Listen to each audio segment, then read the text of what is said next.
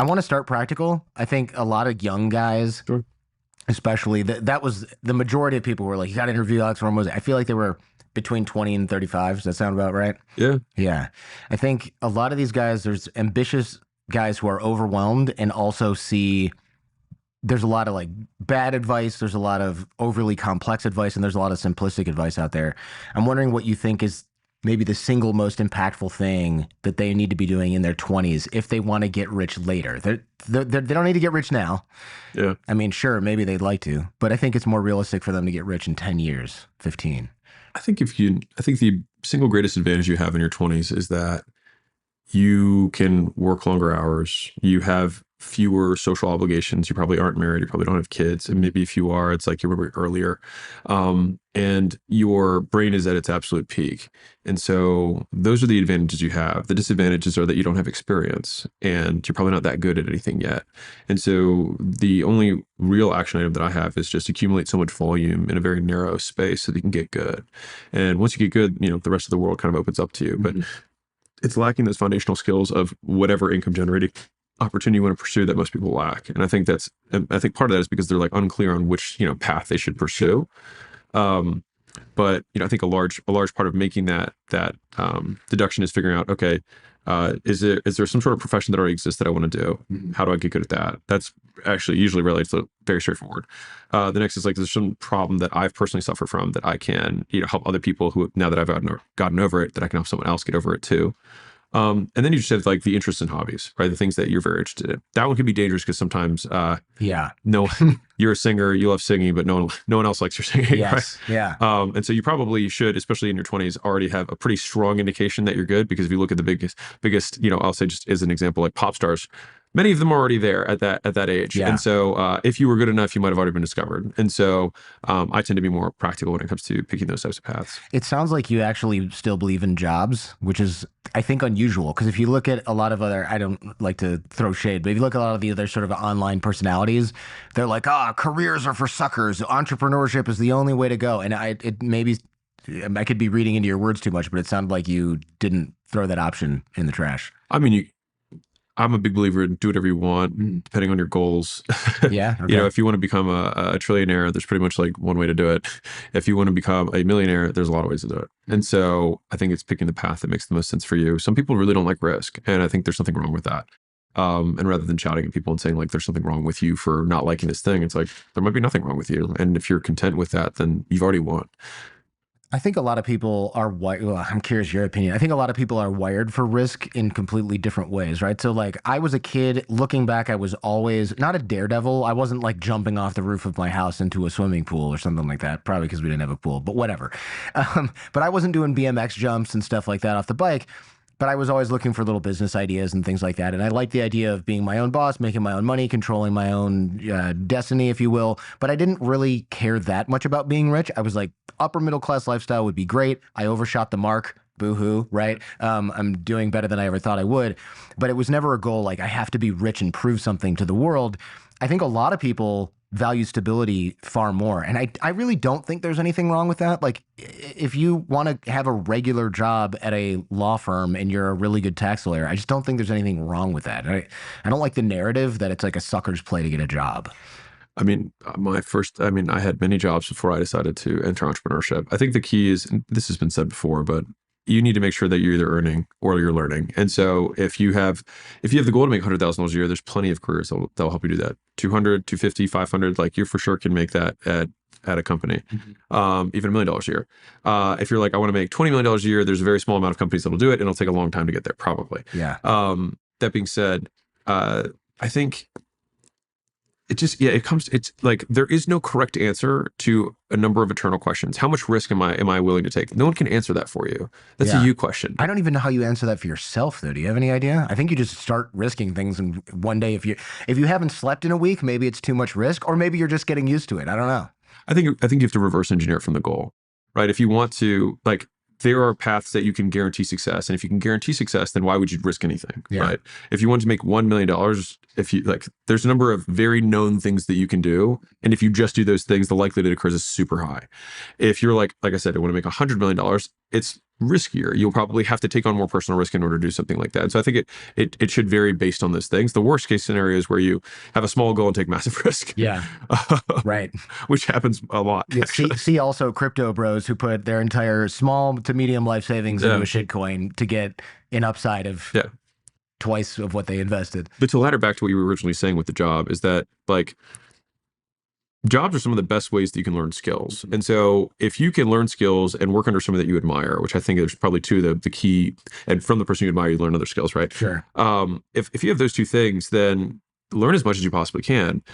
Because sometimes not only like you might learn at a more accelerated rate in that setting and get paid for it. In other settings, you would have to pay your own money or pay your own time in order to learn maybe the same skills, maybe not.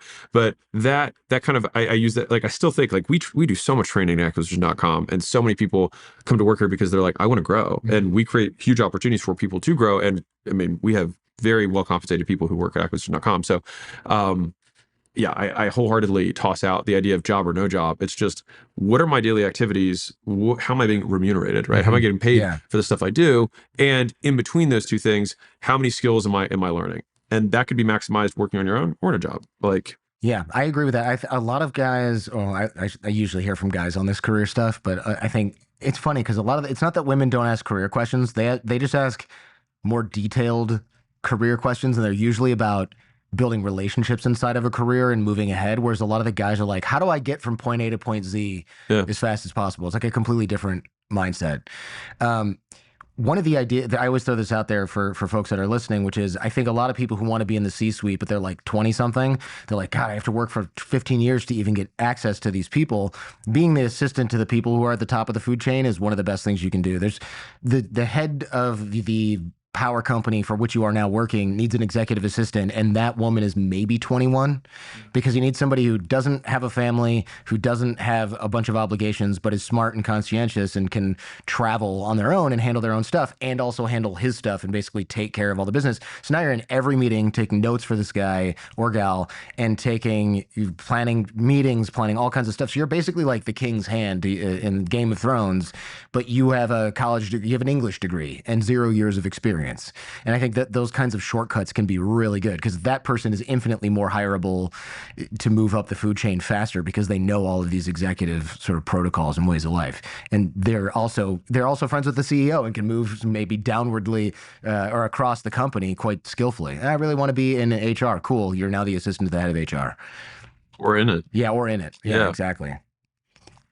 So, do you think that getting wealthy is a good goal for everyone? I feel like that's a question that nobody seems to really be asking because it's assumed that everyone should want to get rich because it's America. I don't really know if that's true. I'm wondering what you think about that. I mean, I don't think anyone should anything. So I wholeheartedly reject Okay. shoulds in general. Okay. So, I mean, do what you want. If you have a goal of getting in shape, you want to get married, you want to make money, all of those have clear action steps that you can do to pursue them. And everything that is not those steps is distracting you from them.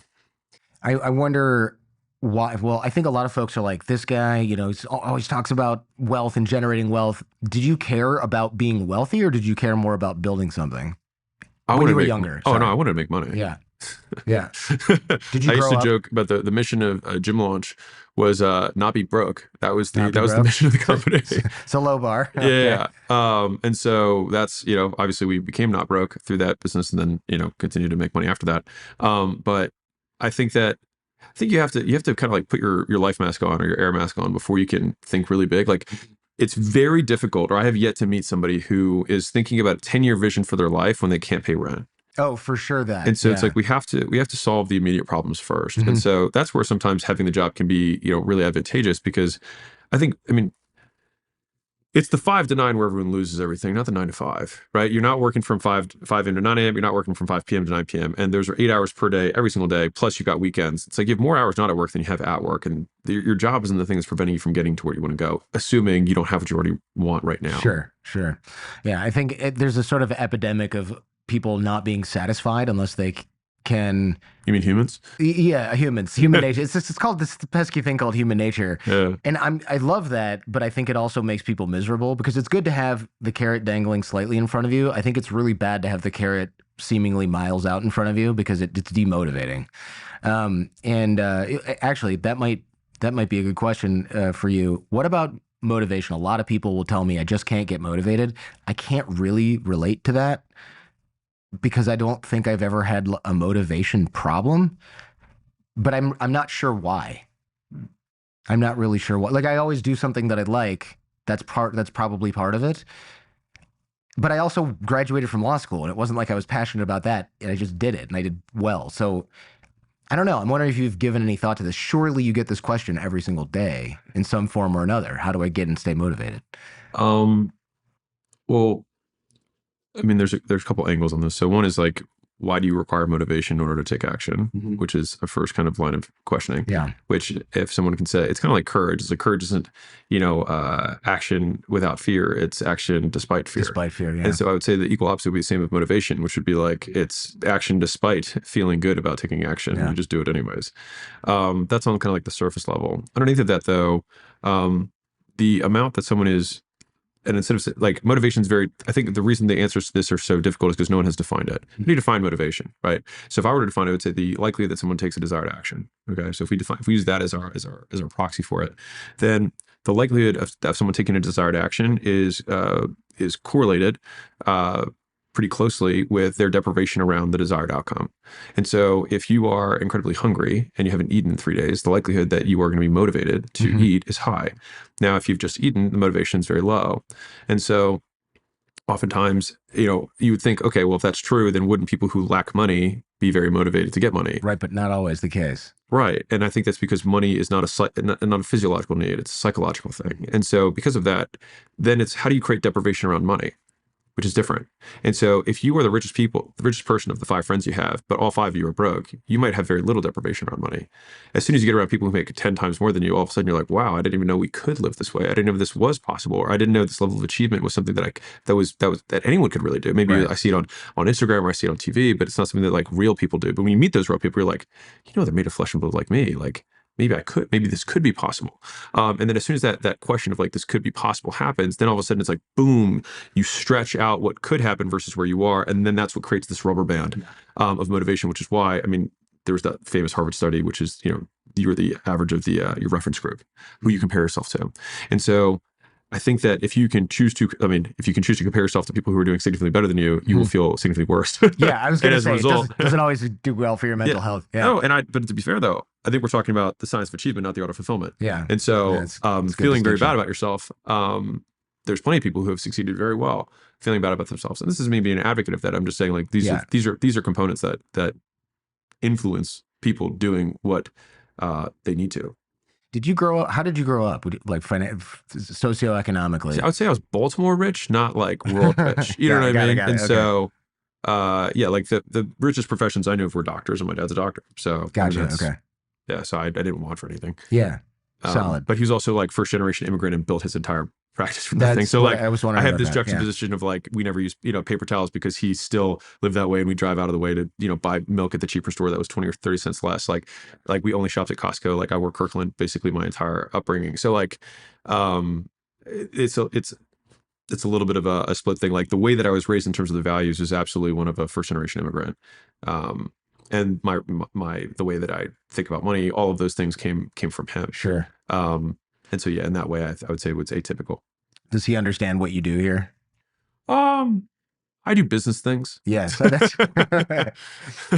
sure that's what he tells us, right? Yeah, he's a businessman. He's got a building. That's all. He's a businessman. Yeah, and that's funny. Not inaccurate. That's funny. Yeah, I wonder. I always wonder. I'm like, how do parents explain what their kids do, especially when it's not a traditional profession? I kind of wondered about that. I figured you must have had some parental, not necessarily motivation, but well, let me ask you this. What sort of stuff that you grew up with, immigrant mindsets, do you think you still use now, for better or for worse? Like maybe Layla's like, dude, can you not rewash those things? We have a whole box. But also something where you're like, nah, I learned this when I was 8 and I'm still doing it and I'm never going to stop. Besides work ethic and stuff, like the basics. Well, I would actually say that the vast majority of the things that I learned from from many of those behaviors I've unlearned. Unlearned. Yeah. So like, I don't care if I use paper towel or not. I don't insist that I mow the lawn. I'm happy to pay somebody else to mow the lawn. My father mowed the lawn himself, even though he had no need to do so until I was old enough to mow the lawn, and then I did that Okay, for yeah. I was gonna say it didn't make you mow the lawn. What the hell's going yeah, on there? No, yeah. that It makes more was sense. yeah. It just took 4 hours. It felt a lot of grass. So that was like my Saturdays. Hmm. I can relate. Right. And so the thing is like it's very, I'll say this, it's very difficult to go back in time and say, hey, this is why I do the things that I do. Yeah. I honestly have no idea. The only thing that I can guess is that I have been rewarded for doing these things. And the more I've done them, the more rewarded I've gotten. And so I do more and more of it. You once, I heard you say in a piece of content that you don't need motivation to act. And I wonder if that mindset has ever led you in the wrong direction, like doing something without processing, maybe an impulsive kind of thing, for lack of a better word. I would say that I have a desire for novel stimulus. So, like new things, I think excite me more than they probably should. And so it's taken me a long time to unlearn that, or at least manage the excitement and then not take action. I see. Yeah. Okay. I can relate. I can definitely relate to that. I think that's also maybe a human nature thing, but some of us are definitely wired for novelty in a way that maybe gets destructive if it's indulged a little bit too much. I think a lot of your followers assume that you've always been hyper confident and driven. I wonder if there's a version of you that would surprise people, like a awkward phase or identity crisis maybe that you went through. Like, do you have like a goth emo Alex Hormozi phase? The honest truth is no. No. I've I've always been pretty driven. And I think that the people who knew me earlier on were like, yeah, obviously this is what happened. Mhm. Like, so I have the equal opposite of like, no one is surprised. And so that's probably not, the motivational speech that people who are listening want to hear. Um, but it's also the truth. And so I mean, from a very young age, I wanted to make money. I wanted to be in shape. I wanted to have a girl that I thought was attractive. And so I just did everything I could to make sure that those things happened. What age do you think you were when you started consciously being like, I have to plan this out and execute on it? It's like, a lot of kids who are younger, they just kind of feel their way through it. Or were you like, age 12, here's what's got to happen? I didn't tie things to age. It was more just like these are the things that I want to do or want to have happen. Um, there was a girl that I dated many years ago before Layla, and she said that her goal was to make $10,000 a month. And I think at the time my goal was to make $100,000. I can't remember what it was. And she said, do you think that I'll achieve my goal? And I said, well, I don't know, because I was making more money than she was at the time, and I was like, I don't know. These are some things to consider. And I said, well, do you think I'll achieve my goal? And she said, yes. And I was like, why? And she said, because it's all you talk about. Mm. And so I bring this up because I Yeah, think there's some science around writing goals and things like that. sure. I actually really haven't written many of my goals down at all. Hmm. It's just that I literally think of nothing else. Yeah, you probably don't really need to remember it if it's the thing that's No, it's going the through only your head thing I think about all 24/7. day. And Yeah. so I would say that, and you know what? And like, is that the right way? Is that the wrong way? I have no idea. Yeah. But I would say that for those of you who do have that, it will increase the likelihood that you get them. Yeah, for sure. What do you think about work-life balance? A lot of people are advocates for this. It doesn't seem like maybe you're in that camp. I think it depends on seasons, and I also have no shoulds. You can do whatever you want. Um, if you want to achieve more than the average person, then you would likely have to work more than the average person. It's like you cannot expect an exceptional outcome and then not expect to be an exception. Hmm. And so, what's interesting about this is that, like, if you want to make, let's say, a top 1% income in the United States, which is about $600,000 a year right now, then that means that in a room of 100 people, you have to be number one. And if you want to be, top point, 1%, then you're looking at a few $1,000,000 a year of income. It's like, okay, in order to do that, you need to walk into a room of 1,000 people and literally be better than all of them. And you want to get to, 10 million or dollars a year. It's like you need 11,000 people in the room. And so you're looking at, a third of a stadium, and you need to look at every single person there and be like, I have beaten all of them. Hmm. It's like, so if that's what it looks like at those levels, it's like, do you think it makes sense that you would behave the same way they do? Hmm. Do you think it would make sense that you'd spend the time the same way they do? And also, does it make sense that they would understand why you do what you do? What's been really interesting for me to observe is that when I had no money, everyone criticized me for working so hard. And then once I had money, people Oh, criticized me for working so hard. that's funny. That's It that's didn't really really matter. funny. How ironic is that? What's going on there, you think? I I think that when people see people making trades that they are unwilling to make, you have two options. One, you say like this person is more motivated, or they're better than I am, Yeah.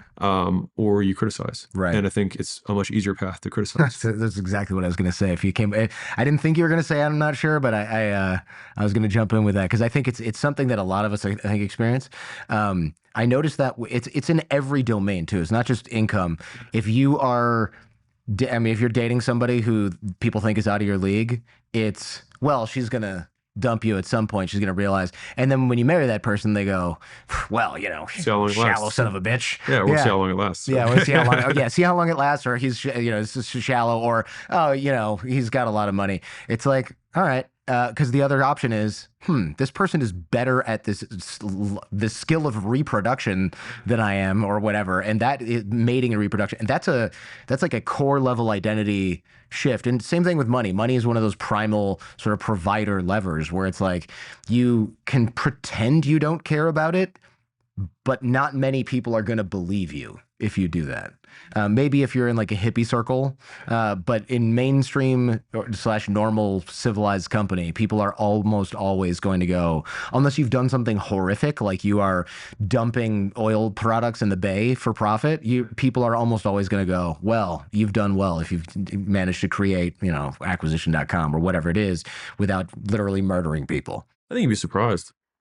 I think people will should talk anyone who does better than Oh, them. I think they will do that, but I think Yeah. secretly Oh, they're maybe, yeah. actually admiring it. They just won't admit it because it's again that core level identity shift has to happen where they go, I either have to let my ego take this on the chin, Yeah. or I can publicly try and shit talk this person, and that makes me feel better. But they still know if they have any sort of modicum of self awareness. I feel like they still know. I personally think work life balance is something for people maybe over 40. I don't think, and that's if you want it. I think before that, it's a little delusional if people want work-life balance. You're going to be 30, you want to go on vacation 5 times a year, but you also want to be super wealthy. You better be in the top 0.1% of whatever skill you have. And if you don't have that, you might be delusional if you think you're going to achieve that in spite of all of these other factors.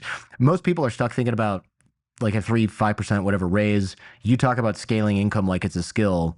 What do you think is a 30,000-foot overview of a roadmap for someone to go from 50K to 500K, for example? Within a job or within? Yeah, I'll do within a job because I think otherwise it's create a company. ... Yeah. Sky's the limit. Right. Let's do the hard version, which is inside a career. Yeah. So you would have to be likely at a company that had, like, you're not going to make $500,000 a year in a business that makes $500,000 a year. Right. Yeah. Right. So it has to be in a Google business or that something. could, well, yeah. Yeah. And the thing is a lot of people don't know this, that there's plenty of businesses that exist that make 100 million, 200 million, $500 million a year that aren't on the S&P 500, and they do very well. And sometimes they're family-owned manufacturing businesses. Like, there's plenty of significantly larger businesses than people expect.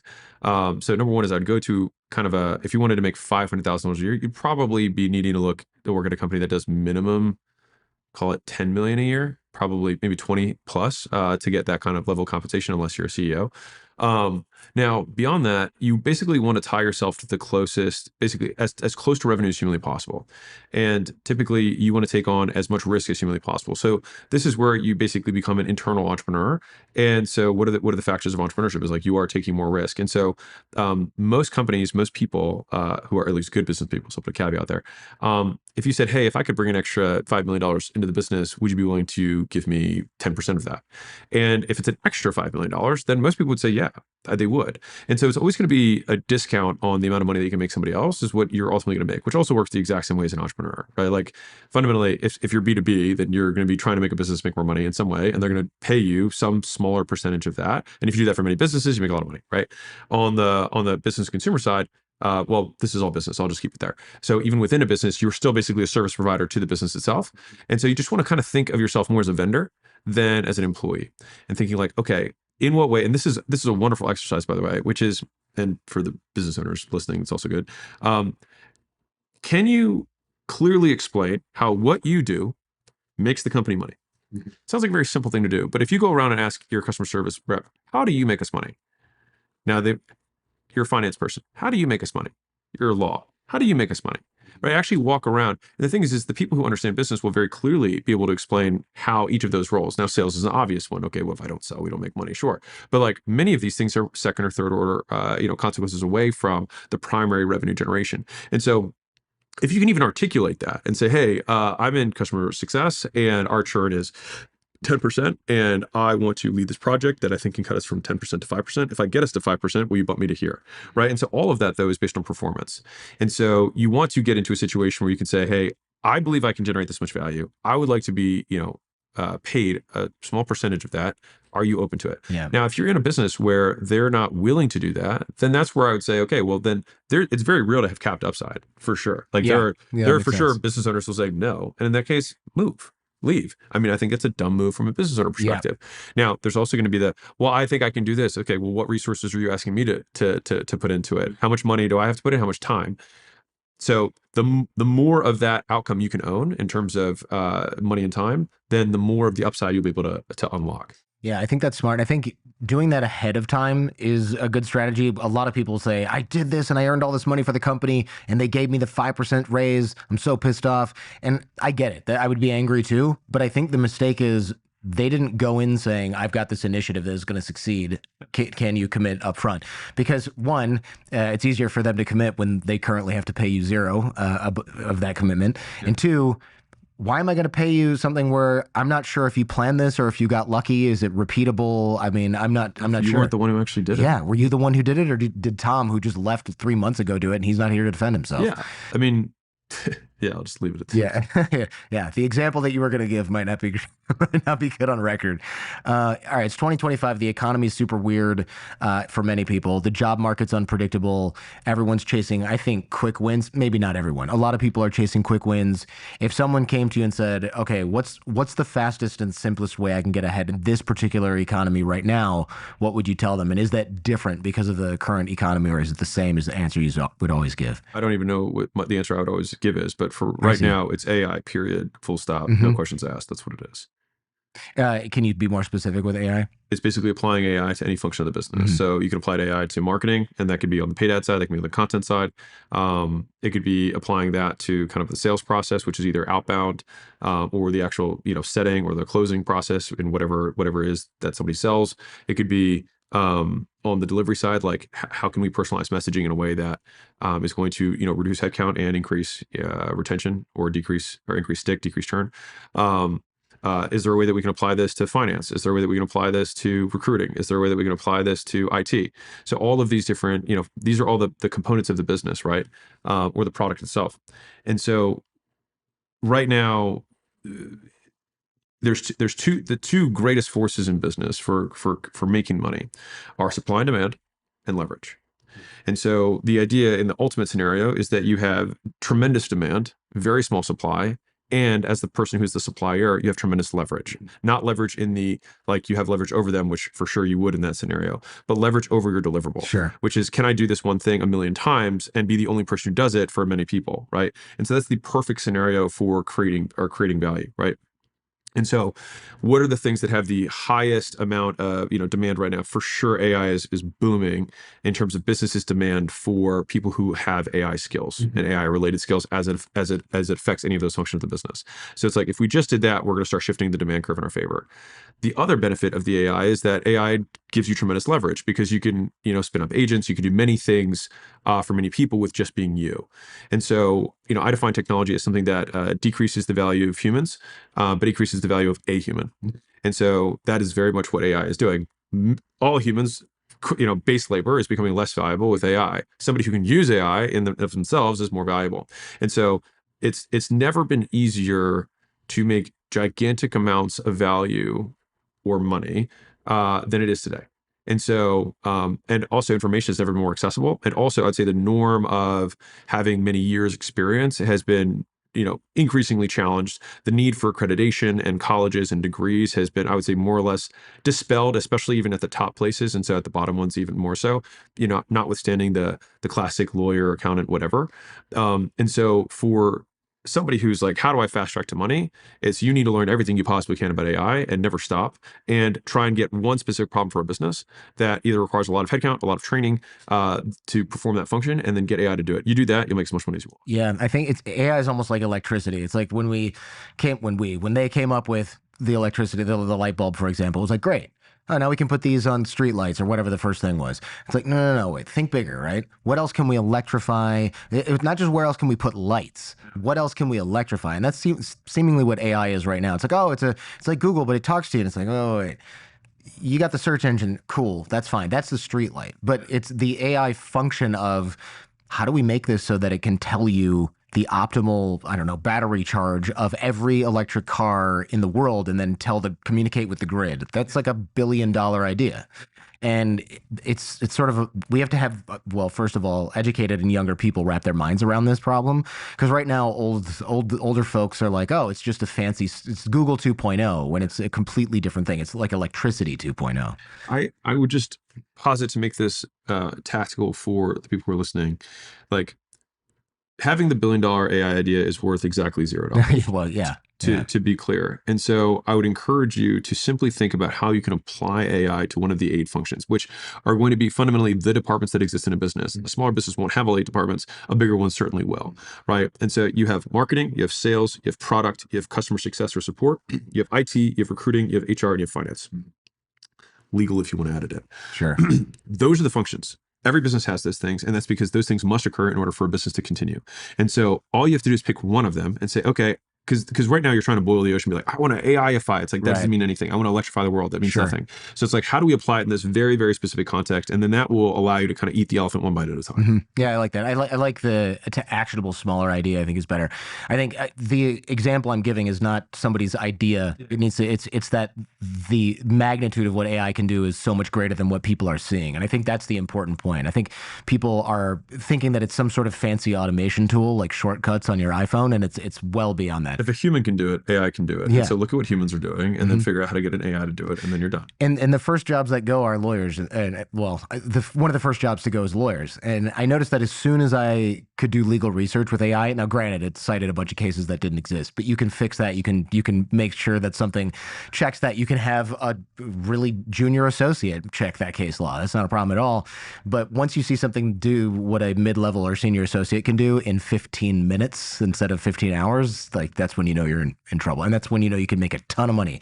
I'm sure there's a ton of companies out there automating legal, but if you do it right, it's worth hundreds of millions of dollars.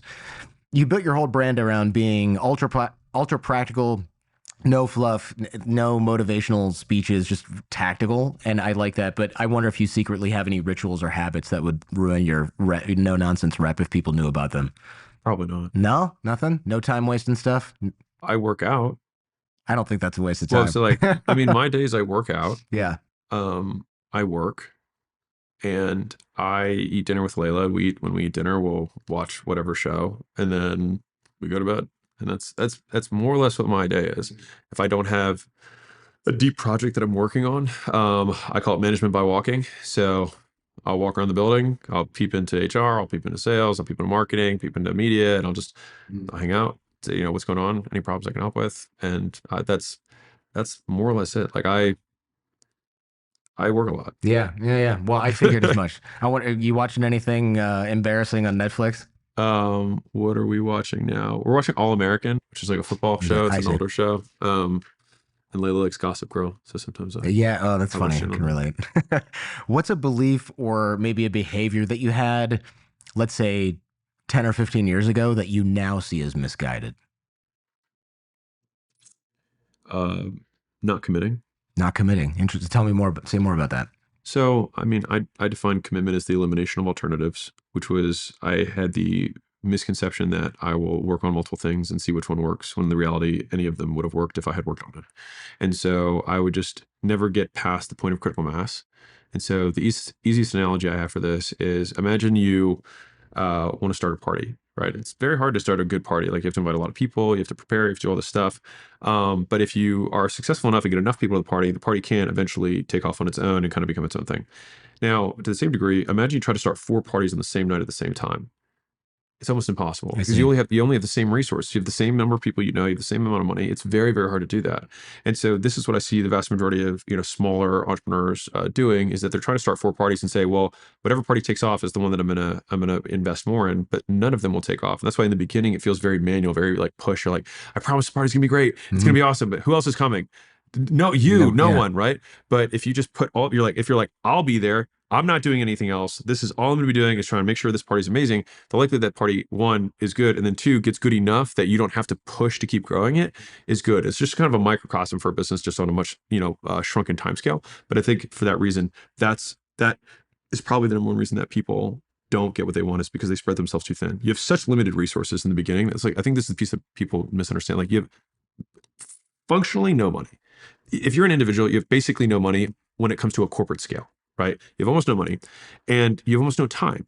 Again, compared to 100 people, Right. you have no money, no time. And so you have such limited resources that the actual skill that's missing is strategy. And so strategy is prioritization of resources. So said simply, like, what do we do? And more importantly, what do we not do Hmm. with the few things that we can do, out of the few things that we can do? And so just being able to just say, you know what, all 4 of these parties could be good. It could be a pirates theme, it could be a Greek theme, it could be a, you know, whatever theme. But I'm just going to try and make this pirate theme one good. That's all I'm going to do. And the thing is that we then think, oh, well, this succeeded because it was a pirate theme.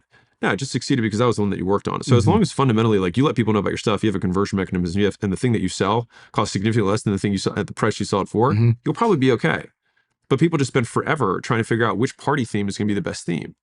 And you just don't need to do that, because as soon as you pick, you eliminate the alternatives, you commit, and then you're good to go.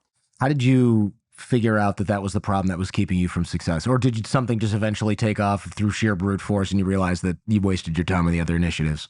No, nothing took off. Yeah, I see. And people may be surprised by this, but I was probably making a few $1,000,000 a year, not income, revenue, between like 9 different businesses. Oh, oof. That And I was, stresses me out just thinking right, about it. I was 20, Yeah. 26 Yeah, at the time. that's And I like to brutal. tell people I had, you know, 9 businesses, but like, that's because I thought that's what successful entrepreneurs did. When in reality, it's like, no, you make one business extremely successful and then you just make investments and you don't spend your time. You can only be CEO of one thing. And so I was CEO of 9 businesses and I almost died. Got DUI, head on collision, whole thing. Oh, geez. Yeah. And then I had somebody, thankfully say, hey, you were spread too thin. The stress will kill you, quite literally, and you need to make decisions. The difficulty was, for me, I was the rainmaker in all the businesses. And so I basically was just killing myself to generate income for all of them. And almost nothing was left over every month because I had to pay people to do everything else, because that was the only thing that I was doing. And so Layla obviously came into my life, not obviously, but Layla came into my life. And she said, hey, you know, genius, wouldn't it be cool if there's this one thing that you do that seems to work better than the others, but we haven't given it a chance Right. because you're only giving 2 hours a week to it. Yeah. What if you spent all your time on that? And so I thought that logic made sense. Yeah. And I Smart. clearly, what I was doing was not working. And so I had to have all the hard conversations, and I lined them up over 48 hours. I literally called every partner that I had with all the other businesses and said, I'm out, and you can have everything. And, you know, when I made that call, you know, the people that were in my life were like, you worked for years to build these businesses, and like, what are you thinking? Like, why don't you sell them for more money? And Because I that just went out basically, tomorrow, yeah, right? exactly. So, because I fire sold it all. What was really interesting is that over the next 6 months, I made more money than I would have made from the sale of all those businesses put together, by just focusing on one thing, which is why I've been such an advocate of it. And I repeat that theme because the thing is that focus never gets easier. It's kind of like an addiction. Like, you have to beat it every day. And tell me more about that. Focus never gets easier. Yeah. Because the more skilled you become, the more aware of opportunities you become as well. And so you see more ways to make money, the more ways you know how to make money. I see. And you find that to be potentially distracting from what you're currently And it doing. never stops. Yeah. And like, I mean, just picture this for a moment. Like, imagine you have 1 million people who are a captive audience of yours, who love your stuff. Mhm. How many different businesses could you start? This is the problem that I run into every single day. And people go, "Oh, you're leaving money on the table." And I'm like, "Yeah, I know. I'm glad you realize that, because I'm doing it on purpose." Yeah. I don't want to write 3 books and have a merch line and run my own network, because right now I read books and talk to smart people and I get a fat check because of it. You're telling me to do less of the thing that I like that makes all of the money and then print t-shirts? Why is that a good idea? And nobody can really come up with a good reason other than they get a cut of that particular business because that's what they do or Yeah. whatever. And I think leaving money on the table is actually a brilliant plan for most people, especially when, like you said, I never thought about it that focus never gets easier, but you're right. You start to go, oh yeah, I do have this audience. I could sell them this. I could sell them this. I could sell them this. I could sell them this. And somebody will go, what if you had to do only 15% of the work for that particular thing? And one, that's always a lie. And two, that's always a shitload of work. It's actually a ton of work, 15%. So it's not just like an extra hour a week. It's like an extra 15 hours that Yeah. month or that week, potentially, depending on how screwed up that business gets due to you not focusing on it the whole time. I feel like you can probably relate to that. So get used to leaving money on the table, I think is pretty much fair. I wonder if there's anything you still suck at, no matter how much time or money you throw at it. I think focus is still the thing that I Really? have to beat every day. It's very hard. It's extremely hard. Yeah. Because also to the same degree, like when we have more resources, I have a ton of very smart people who work, at acquisition.com. We have good amounts of capital that we can put to work to pursue any opportunity. And so I just have to be even more selective about the things that are worth doing. And so if something has a $100 million cap, I'm just not interested, right? It's like even a $1 billion idea. It's like I want something that has a decabillion dollar, potential minimum in order for me to be like, all right, let's literally say no to everything else besides this one thing. And so, and then once you say yes to it, it's committing. It means eliminating the alternatives. Like you get married to the idea, and I use that term because when you get married, you eliminate all the alternatives. There's no other person you're going to be with. That's the point. And that also means that if someone what appears to be better comes along, it means you stick with your original commitment. And typically, though, I'll say this as my 2 cents on that is that when that better person comes along, it's very rare that they're actually better. It's just that you don't know all the bad stuff yet because Yeah, well, of course. because it's early and it's new, right? And so Applies to business, applies to dating. yeah, like the grass is always greener on the other side, but it's also because it's fertilized with shit. And so it's just remembering that. And so I would say that this last year was the first year in my career that I realized that I didn't feel FOMO. And so that was like a very huge accomplishment for me. Because I would say for the first more than decade of my career, if someone was making, someone came to me and say, hey, I did this thing and it made a bunch of money, I immediately was like, I need to stop doing this. I start doing that. Or I was like, man, his thing's easier. Mine's not, mine's harder. This is so dumb of me. I can relate. Yeah. And I would say that at this point, if someone comes to me and they just did a monster deal or something, my immediate thought, and this is what has changed, is I'm like, that's amazing. And I know nothing about that. And I've spent this much time learning about this thing. And you spent this much time learning about that thing. And for me to catch up to where you're at, I'd have to spend the same, 13, 14 years you did learning this one thing. But here's the part we have to compare it against. Let's say you're 13 years into one career path. Well, if you're younger, let's say you're 2 years into a career path. You have to start at 2 years behind on this other thing because you have to compare year 4 of your current thing to year 2 of the other thing. Yeah. Interesting. Not year 2 of the other thing to where you're currently at now. Because we have to take into account, like, we're also going to get better. And the longer you do something, the better you get. And the more that the incremental benefit accrues to an outsized return. So I'll give you an example. So let's say you're a runner, just for simplicity's sake. The difference between first place and second place is almost nothing. It's a tenth of a second, right? But the difference between first place and second place in terms of real world is everything. And so the same thing happens when it comes to skills. If you're the absolute best marketer in the marketplace, you will, the vast majority, the lion's share of the returns will go to number one. And so if you're on this path and you're like, okay, well now I'm top 10%, it's like, that's great. Do you want to start at 0 again? Because the thing is going from 10% to 5% might only be a 5% absolute difference, but might be a triple in your income. And so that's the piece that, like, they're like, man, I've made all this progress to get to here and I'm not making as much as I want. It's like, yeah, but all the fruit is at the end. Yeah. And that's why sticking with the pick is so important. Yeah, I think that's smart. What have you ever heard of the concept of skill stacking, where it's like, all right, I'm never going to be in the top 1%, but I can be in the top 5% in 5 different areas that overlap. What do you think about that? I'm a hardcore advocate. So my number one YouTube video of all time. Yeah. That topic. Okay. Interesting. I got that from Scott Adams, but Yeah. it makes sense that you also had that. I probably also watched it during my binge and planted it in my notes. It's so important because what happens is, this is kind of like we were saying earlier, where the more skills you have, the more opportunities you can see.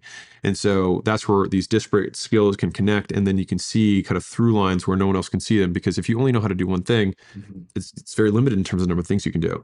But if you're very good at, math at the beginning, and then it turns into, okay, well, I learned how to bookkeep, and then I learned how to do accounting, and then you learn how to do insurance, then you learn how to do tax, and then you learn how to do M&A, all of a sudden that stack together becomes unbelievably valuable. And so, but if you just to learn, and this is where I think it gets interesting, is that you want to learn skills that are complementary. Now, in retrospect, Steve Jobs was like, okay, well, I learned calligraphy and it turned into the fonts, Sure. for Mac. I would say, the secondary question is, would Mac not have been successful if it didn't have Yeah, fonts? I was just gonna say I don't think the iPhone Right. is a result of him knowing what sans serif Right. means. Yeah. But what people don't know is that he was super into computers and super into hardware from the time he was a child. And so learning skills, now, if he learned more about supply chain, that would probably be beneficial for that business, right? And so learning those, now there are some generalizable skills they'll apply to just about any business, because there's the core product and you want to learn as much as you can about whatever that core skill or core thing that you're building is. But then there's all the things that will always be true for every business. And so this is kind of what I would consider the difference between learning the game of business versus the product itself, which is probably, if anything, if you look across all the different businesses that exist, the product's really the only differentiator. The rest of it's the same. Yeah. You're going to have marketing or sales, you're going to Yeah. have HR, you're going to have legal, you're going to have finance, That's a and good all these point. functions are there. And so you can guarantee that you have to learn all those things if you want to get in the game. Right now, which one do you start with? You're not going to start with finance because you have no money to count. Right? Yeah, good Right. point. So it's like we have to start these things in sequence. And so typically it's going to be either you decide to learn the business from the outside in, or you learn from the inside out. So what that means is like, okay, I have to learn how to promote. I have to let people know about stuff. I have to learn how to get them to give me money. So I have to learn how to sell. And that's kind of like, if you just know those two things, if you literally only know how to promote and know how to sell, you will be able to feed yourself for the rest of your life. If you just know those two things. Now, from the product side, it's like, okay, well, I can build this thing and then I'll have to learn how to market and sell it.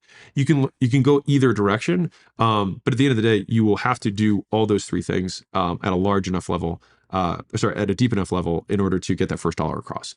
And that's like, those are the core deficiencies that people who are getting into business struggle from. Yeah, I think that's quite astute. And I remember learning a lot of this stuff almost by accident when in my 20s. It was like finding these info marketers online that wrote really good emails and they would promote some course and I'd buy the course all excited. And I'm like, this course is an absolute piece of hot garbage. And I was like, I can make a better one. So I made better ones. And I was like, oh, I got to learn all this email, newsletter, website, landing page stuff, which turned out to be not magic and was quite sort of formulaic and relatively easy. And then we started doing a podcast and people were like, oh, it's like content marketing, but it's an audio. And I was like, oh, I never thought about it like that because I just enjoyed doing it. Focused a little bit more on the content marketing side, ... made tens of millions of dollars with that particular business. Great product, better marketing. And then in my 30s, it was like, oh, now that I consciously actually sort of kind of maybe know what I'm doing, then your foot's on the gas and it's a lot easier to actually make money. But you have to be conscious of these steps first. Otherwise, you're farting around in the dark, I think, a lot of the time. It's easy in retrospect. Yeah, of course, exactly. If you could whisper something into the ear of every follower that's sort of brutally honest that you think they might not be ready to hear, what do you think that would be? You're not making as much money as you want because you're not as good as you think you are. So yeah, I think that's probably true for most people. I think that's probably true. I think people have this belief that somehow the universe is unfair. And I think that actually for the vast majority of the time, the universe is extremely fair. It's just that it being fair has made you not make money. Yeah. I mean, I feel like it's unfair, but I'm getting the advantage of that. I feel like it's unfair in my direction. Like I've been incredibly, incredibly lucky, so I can't complain. Is it fair? I don't know. I mean, some people get the short end of the stick. I just don't happen to be one of those people. This is an interesting topic that I don't think I've ever talked about, which is just kind of the influence of luck on outcomes. And so if we look at, so there's a couple of elements to this. So one is if you look at the top outcomes in like just earning money, right? We want to look at the top 10, the top 100. But if you look at that from a percentage standpoint, that's somebody who has incredible drive, incredible intelligence, a huge stack of skills, and luck. Right? Because if you think about the absolute max outcome has to have everything in its favor. Definitely. And so there's probably tons of things you can learn from the top 10,000 richest people in the world, not just the top 5, right? Because the top 5 will have all those things plus luck. Right. Yeah. Now that being said, Napoleon, I think, had a little saying. He said he preferred lucky generals. So even if a general did everything right, but he was unlucky, he just got rid of them because he's like, well, if I had to pick, I'd rather have lucky generals. Yeah. And so one of the things that I would say has served me really well has been that I have an intrinsic belief that I am lucky. In like most situations, like almost annoyingly so, like people around me are like, of course it's gonna work out for Alex. Like, and so I would encourage you to, like, if you don't believe that now, start looking for the things that you have been lucky for so that you can internalize that. Because I think believing that you are lucky allows you to take on bigger shots. And I think that is where you actually get a huge amount of upside. So like the belief that this thing will probably work out because the downside is I'll probably be okay, allows me to take bigger swings. And then if you take enough big swings, one of them works out. Yeah.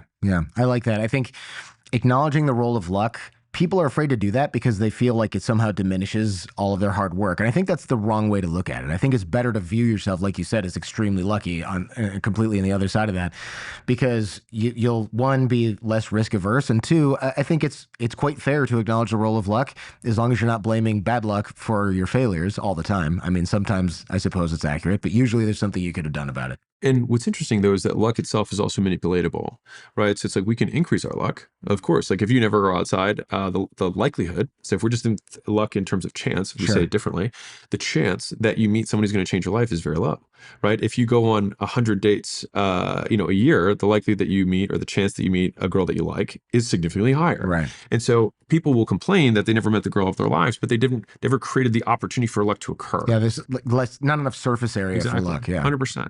And so it's like, how do I increase my luck surface area? And there's different vectors that you can do that on. But one of the most basic ones is if I am around people who are succeeding significantly more than I am, then when the luck falls their way, it might also spill into me. Right. Yeah.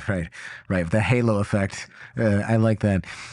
What's a fail? Speaking of unlucky and lucky, I suppose. What's a failure or a loss that you wouldn't trade away because it changed who you are? So many. So many. Yeah. I mean, I am a product of my failures. Is there anything epic that stands out? I mean, I've lost everything I have twice. So so that stands out. How old were you when that happened? 26, 7, somewhere there. Yeah. Both times? Yeah. So both times in 1 year? Yeah. Oh, geez, that's a tough year. Technically different calendar years, but yeah. Yeah, same age. Yeah. That's tough. I mean, first year of dating Layla too. Wow. Met me successful, lost it all. Started getting it all back, lost it all again. I'm so curious. At what point was she like, okay, third time's a charm, and if not, well, TikTok. That's funny. I wonder what she'd say about that. You guys seem like a powerhouse couple. I'm wondering if you've had a disagreement that you can share that shook your foundation and how you rebuilt from that. So I don't think we've had a disagreement that's shaken our foundation. We've had only one, I would say, like true fight, if you want to call it that. And it was a business fight. It wasn't anything romantic.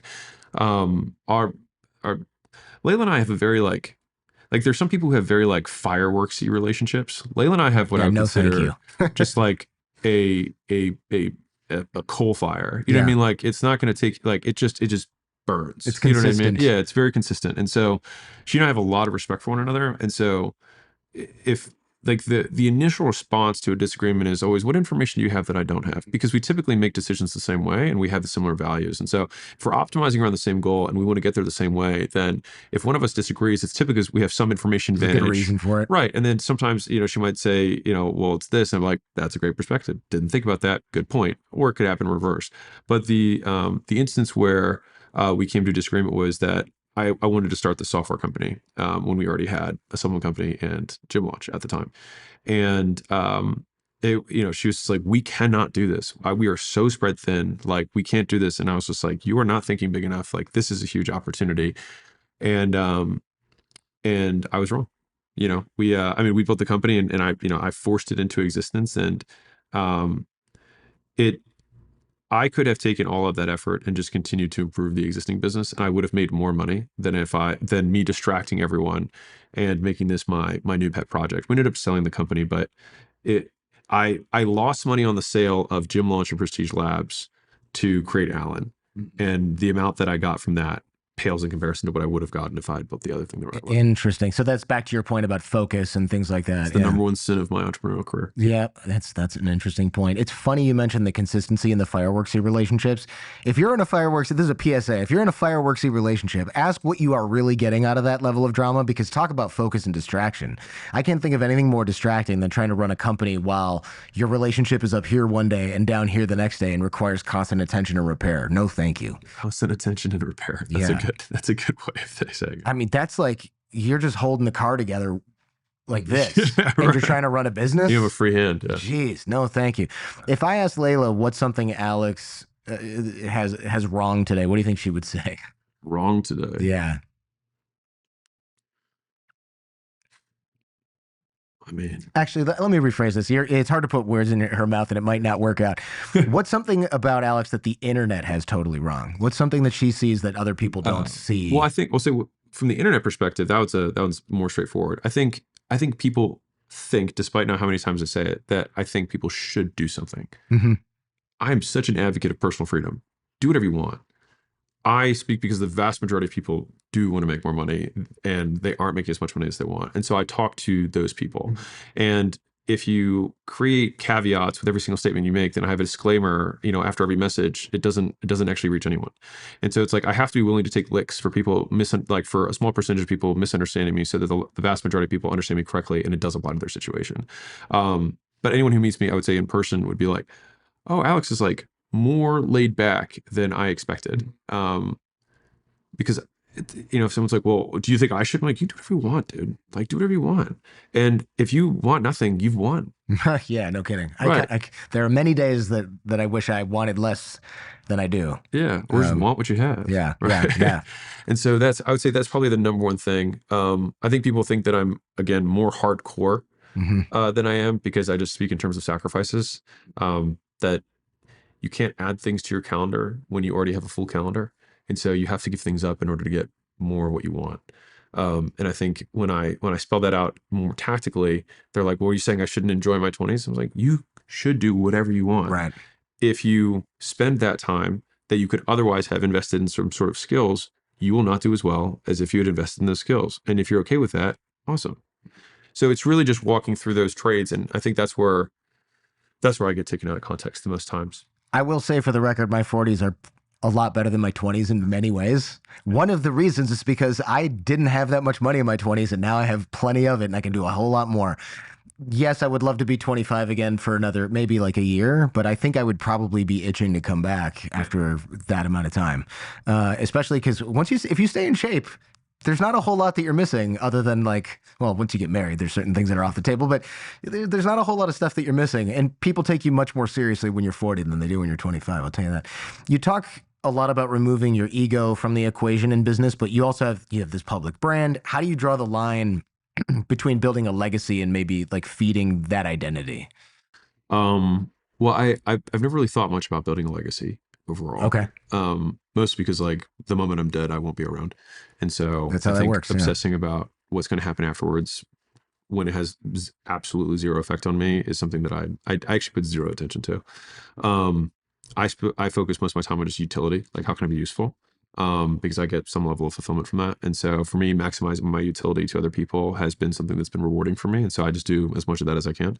Now the second part of the question you said was, how do I break that apart from? It was kind of like, how do you draw the line between, because you have a brand, right? And we talk about removing ego. You have a brand, but you also have to feed the identity without feeding your ego. Does that make sense? I actually don't know what that means. It's kind of like you're building a brand, right? You're creating content marketing, things like that. But a lot of people who do that, it gets so tempting to mention examples, but that's not why we're here. Yeah. They feed this ego, this pretend version of themselves, and they eventually delude themselves into believing that they're actually that person. Or do you think, I mean, many people are surprised when I'm exactly the same way in real life as I am on this podcast. I wonder if you experience that, because a lot of creators are not the same person that they are online. They're totally wildly different. And it's weird, in my opinion. So, I mean, I would think that anyone can reconcile it by being the same person in both scenarios. And it's probably easier said than done, though, for some people. I think they don't like themselves. I think that's what it comes down to. I'm not accusing you of that, by the way. No, you're good. I just think other people don't like the real version of themselves. And instead of working on that, they put out the false persona. And they kind of think, if a million people believe that this is who I am, that magically becomes who I am, even though they still have to go to bed with themselves at the end of the day. I think, the number one rule of marketing that we have, that's like the first thing that I teach everyone is state the facts and tell the truth. And so you won't feel this imposter syndrome if you just state the facts and tell the truth. And so if you want that truth to, like, if people are not excited, if an audience does not suddenly gather around you when you state the facts and tell the truth, then you have to look in the mirror and say, well, how do I make these facts and truths more compelling? Which means I have to do more shit. And so that's where I focus the vast majority of my attention. And I think many younger guys would be better served by simply saying, hey, you will make more money by taking 10 years accomplishing shit and then 2 years talking about it than you will about 12 years talking about stuff you haven't done. And I think that's the thing, because there's also a level of depth and nuance that you can only really discuss once you've actually done something. Otherwise, you're really just regurgitating content that you've just researched on the internet and just trying to parrot things. And I can think of no worse life than just being a parrot. Yeah. And so I think that, and the thing is people want the view without the climb. People want to be an influencer, or people want to build a personal brand without, if you look at like, let's just use the business space because it's simple. And the largest business influencers that exist have mondo business outcomes. Like I would say the Yeah, largest Warren business Buffett influencer. type. Yeah, Yeah, exactly. I would have said like the largest or business Elon Musk. Yeah, influencer, right? sure. Also happens to be the richest man in the world. Yeah, he's got And the so receipts. exactly. And the thing is, he didn't like, the brand occurred Hmm. as a result of his association by building three of some of the most valuable companies in the world. Bezos has a personal brand, but it came as a result of the thing that he built. And so, when you're thinking, especially in the business space, if you want to kind of build that personal brand, focus on the evidence, focus on the proof. And if you do that, the talking kind of takes care of itself, because you get to talk about the things you've done. And I think the easiest pivot in terms of modifying your language is, instead of saying how to do this thing, talk about how you did this thing. And or you'll be significantly less likely to A, piss people off, or B, sound like preachy. If you're like, hey, I did this thing, here's how I did it, use what's useful. And no one's like, screw that guy. But as soon as I say, here's how to do this thing, do it like this, now it's like, anybody who has a different opinion or a different experience is going to say, this guy's full of shit, he sucks, whatever. And so I just like that it's simply like, I ate oatmeal, not you have to eat oatmeal. It's a very small difference, but actually I think it was a very large one in terms of how people will perceive the content. That's true. The credibility gap is massive between those two things. Let's talk about fear for a second. I'm wondering if there's something that scares you now that didn't scare you before: money, audience, brand, whatever current sort of life that you have. Like, is there anything? A lot of people that I talk to, for example, on the show, they'll say secretly like, "Well, I would hate to have to start over." You already did that twice in 1 year before we just talked about. So it's probably not that. Is there anything else? Yeah, I'm afraid of losing my mind.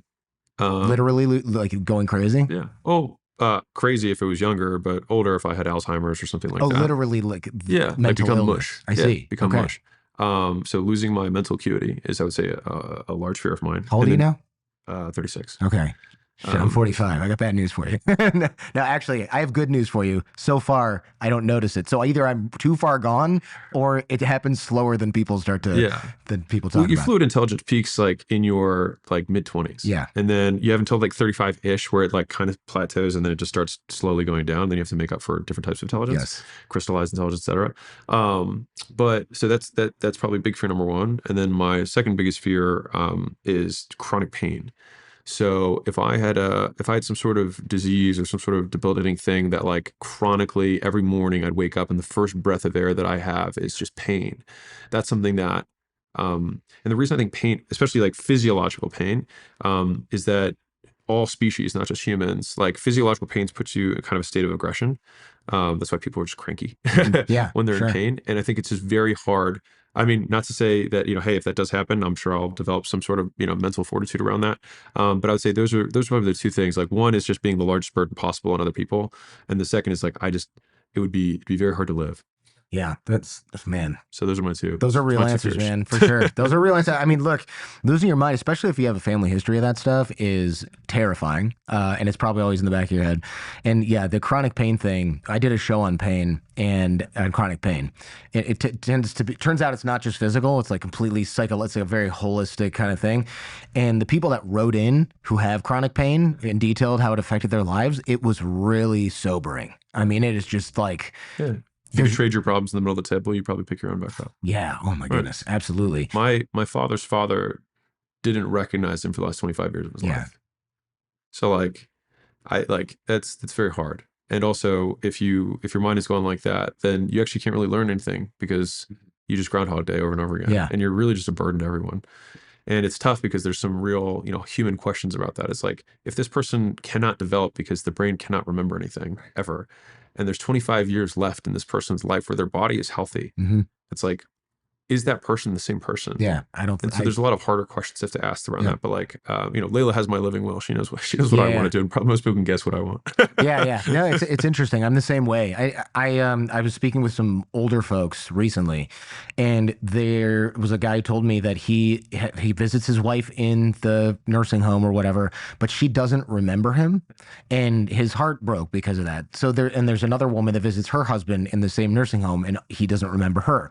So these two started dating, and I was like, oh my God, your spouses are still alive, but you're dating someone else. And he's like, is my spouse still there? I take care of her because I still love that person, but she doesn't even know who I am. So I don't think that that's one, what she wouldn't want this. She wouldn't want me to be just with a vacant shell of a partner. And two, it's like he's basically made the argument that it's not actually her still there. Like in his heart and in his mind, she's still there, kind of. But like there's that enough of a disconnect where it's an not ethical really question. her. It's an ethical question for sure. It's sickness and health. What is sickness? Yeah. Yeah, exactly. Well, look, on a happier note, you're a systems guy. You optimize, would you say everything? Is that fair?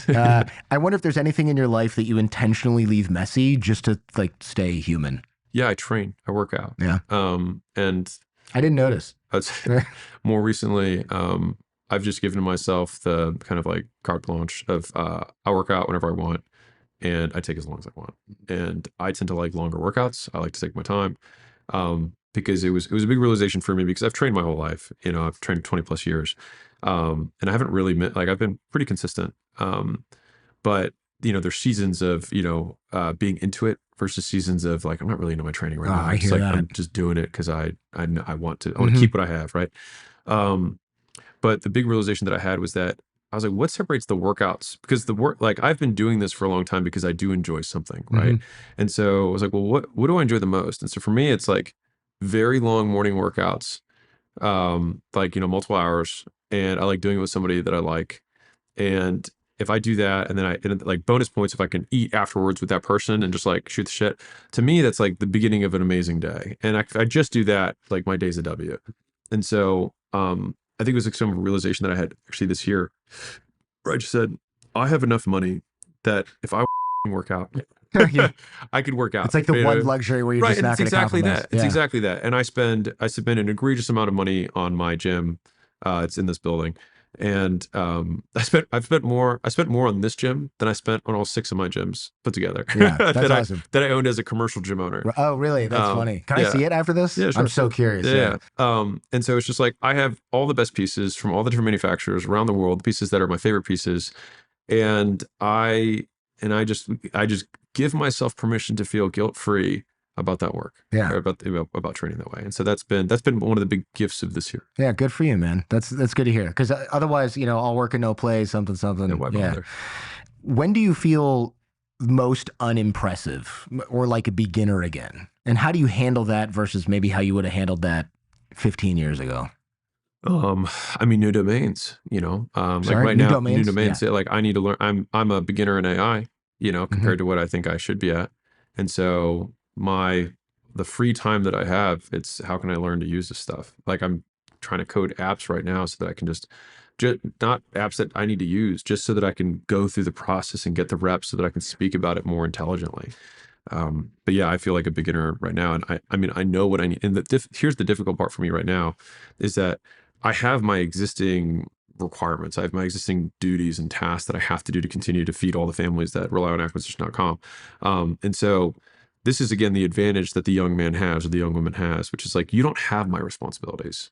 And so like, I have to keep this large ship going and also somehow try and go back and beat somebody who's 25 years old or 20 years old who has every hour of every day to dedicate to this. And so, you know, the leverage that I have is I'm like, okay, well, can I hire that person? And that's why I said at the very beginning of this, like, if you have these amazing skills, you have tremendous leverage, right? And this is also, I think, one of the natures of like why I think like older people, I'll say quotes here, I'm not considering myself old, but older than a 20-year-old.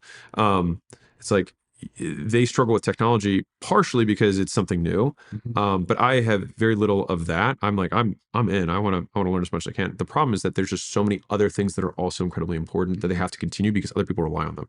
And so like I could say F everything and everyone, you know, figure it out on your own, but that would be risking a lot of people's, you know, careers for me to learn this other thing.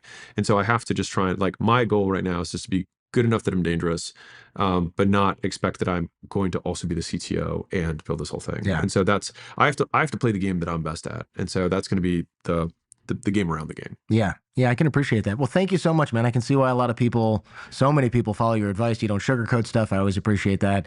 And it seems like you toe the line between telling people to be bold but not telling them to do stupid, insane things and burn the ships for no good reason. So, and thanks for letting me interview you on your home turf. This is a pretty cool setup we got here. It's generous of you. I do want to see the gym. Yes. I wasn't kidding about that. No, sure, for sure. sure. Let's do it. Thank you, man. No, you Appreciate bet. it. Thank you.